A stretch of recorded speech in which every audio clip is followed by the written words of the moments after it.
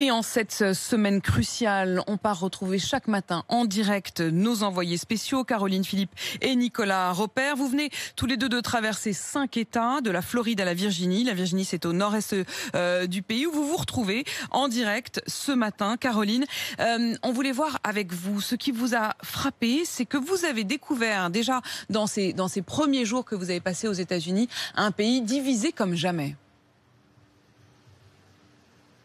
Bonjour Apolline, bonjour à tous. Oui, c'est ce qui nous a sauté aux yeux et la division la plus évidente, c'est celle qu'on a observée entre les villes et les campagnes. D'un côté, le monde rural, majoritairement pro-Donald Trump, et d'un autre côté, les zones plus urbaines, démocrates, pro-Joe Biden. C'est flagrant en voiture quand on passe devant les maisons aux États-Unis. En cette période électorale, chacun a une petite pancarte plantée devant son jardin, au milieu des citrouilles déjà installées pour Halloween.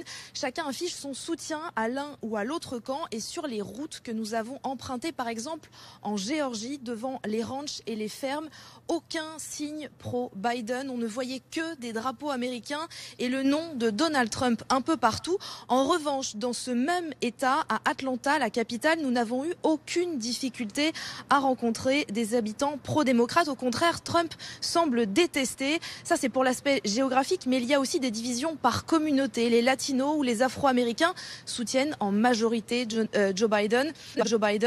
Depuis 10 jours, en fait, on a l'impression de découvrir deux camps qui se méprisent le plus souvent. La personnalité de Donald Trump accroît ce fossé, parce que soit on l'aime, soit on le déteste. Alors certains Américains nous ont confié ne plus parler politique avec leurs proches, tout simplement pour éviter de se fâcher.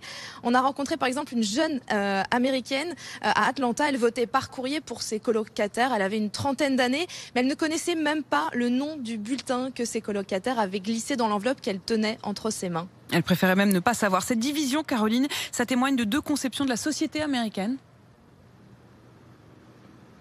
Oui, et la pandémie semble avoir accru ces deux conceptions. D'un côté, il y a les plus fragiles dans la société, les précaires, les travailleurs pauvres, les minorités qui attendent de l'État une forme de protection au quotidien. Une assurance santé, par exemple, ça paraît dingue vu de France, mais on a rencontré à Miami un jeune homme d'une trentaine d'années qui avait 6 000 € de dette après s'être fait renverser par une voiture. Cela donc espère voir Joe Biden élu président. Mais dans le camp républicain, en face, la priorité, c'est l'économie, ne pas reconfiner le pays, le business avant tout.